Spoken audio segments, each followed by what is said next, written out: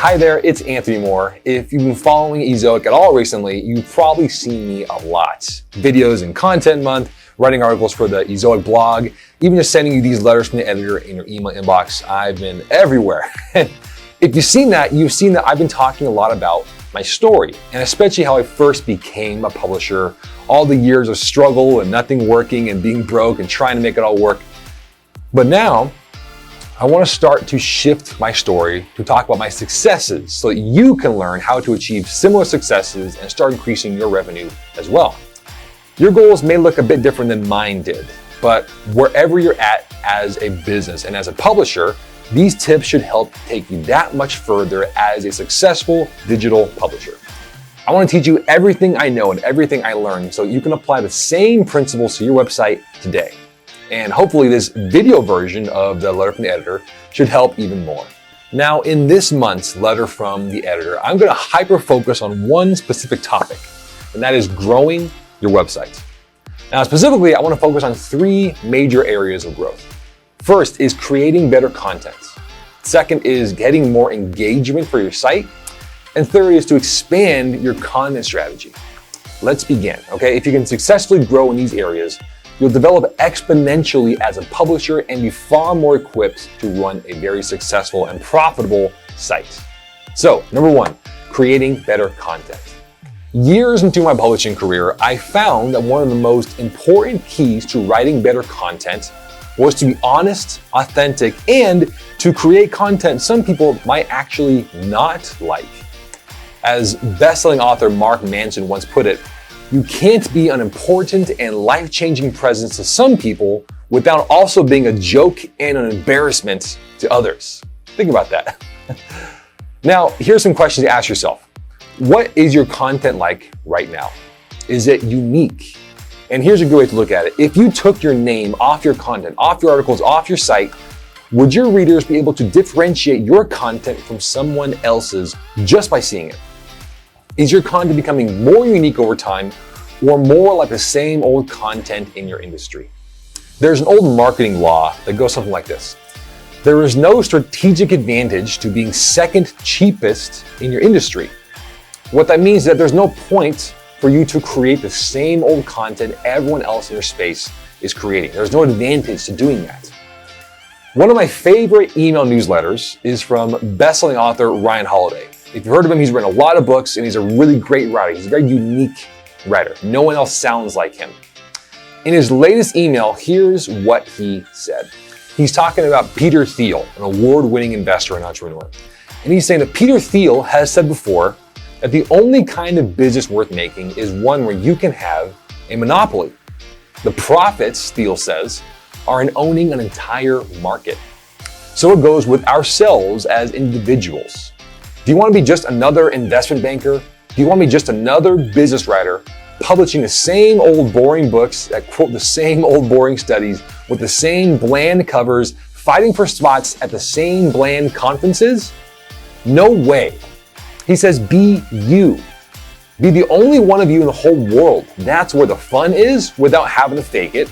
That's where the money is. You can name your price, and that's where the value is. You can't be replaced.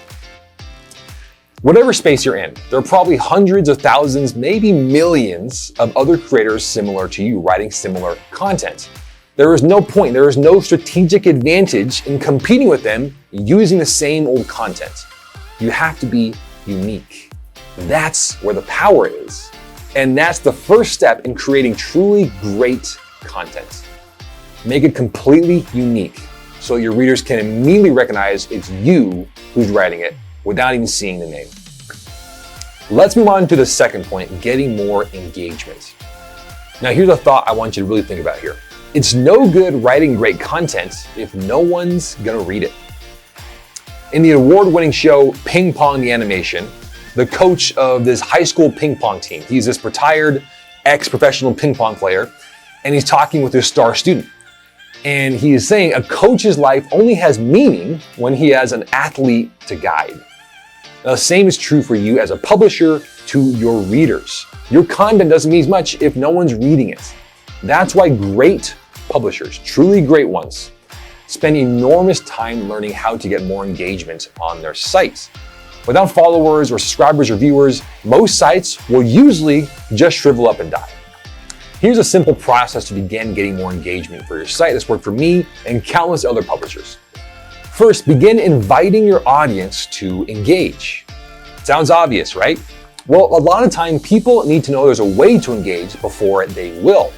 But this won't matter if there's not a good reason for them to engage.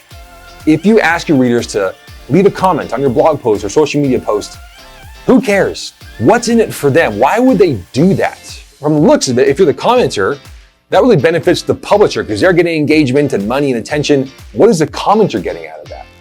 It really benefits the publisher, not the commenter. But what if you told your audience that you read and respond to every single comment, every email reply, every question on social media? How do you think that would make them feel? What if your readers knew that every time they engage with you in your content, they would be rewarded? See, you need to invite your readers to engage, but they need to know it's for a good reason, that something will happen if they do that. If a reader responds to your newsletter, respond back and keep the dialogue open. Not only do you create trust with your readers, but there's an opportunity to learn more about what's working and what's not working from the direct mouth of your target audience. People notice these things, and if your readers know you're looking into every comment and they feel they have a good reason for engaging, your engagement will go up. As the old saying goes, a rising tide raises all boats, and increased engagement on your site is the rising tide that will raise all your metrics. Now, the last critical piece to this procedure to grow your site is to expand your content strategy. Now, some of you might be asking, well, why? Why fix what isn't broken? I'm getting good views, things are looking great, I'm getting slightly more engaged every month. Why fix it? Well, the truth is, and this is the same for everyone watching this, your current content strategy could probably use some work. Now, it's not because it's bad, not because it doesn't work, but because the landscape of digital marketing and content creation is always changing so fast. If you don't adapt, you'll fall behind. Now, I know many publishers have their hands full as it is. If you have kids, or if you're working a full-time job, or if you're traveling, or if you have a disability, many of you probably feel like you don't have time to add on a whole new content strategy, and I get that. That's okay. We're gonna start small, see what works, and go from there. Let me be clear, I am not talking about starting 5 new social media channels, making a whole new video channel, a podcast, or writing a book by Friday, okay? Actually, in almost every case, the publishers that try and do a little bit on a lot of channels are the ones who don't experience success. You have to prove to your people that you're committed and consistent if you want them to stick with you. A weekly tweet or a video every few months will not cut it. But if you have space in your brain for one new content strategy, it's video. You don't need a lot of time or energy to start tapping into this content strategy. I'd recommend just getting a smartphone, taking daily selfie videos that you can quickly post on your favorite social media channel. That's it. Nothing too crazy, okay? There's no editing required, there's no need to write a script, and there's no need for lighting or camera equipment or setting up any kind of technology for this. You just pull out your phone, record a short video of yourself explaining something about your topic, and you're done. There are plenty of reasons why video is the smartest move here for expanding your content strategy. Video content is more popular than ever. It's actually the #1 most consumed form of content. It's extremely easy to do with a smartphone, and it gives you practice for key areas of your business, like public speaking or speaking your brand or finding out what your style is. As George S. Clason wrote in his book, The Richest Man in Babylon, he said, "This is the process by which wealth is accumulated. First in small sums, then in larger ones as a person learns and becomes more capable." The same is true for you and your site. It will grow when you gradually master new techniques one at a time. Best-selling author Tim Ferriss wrote one of the most popular business books of the 21st century. It's called The 4-Hour Workweek. Maybe you've heard of it. And he waited years to publish new stuff as he wrote and learned new topics. This is a business book. He was a business person. That's how everyone knew him. It was only after he had mastered these new topics that he wrote new books in completely different industries. His next books were called The 4-Hour Body, which is all about working out, going to the gym, muscle development, weight loss. And then the next book is called The 4-Hour Chef, which is about cooking and nutrition and dieting, completely different topics than the 4-Hour Workweek, a book on business and entrepreneurship.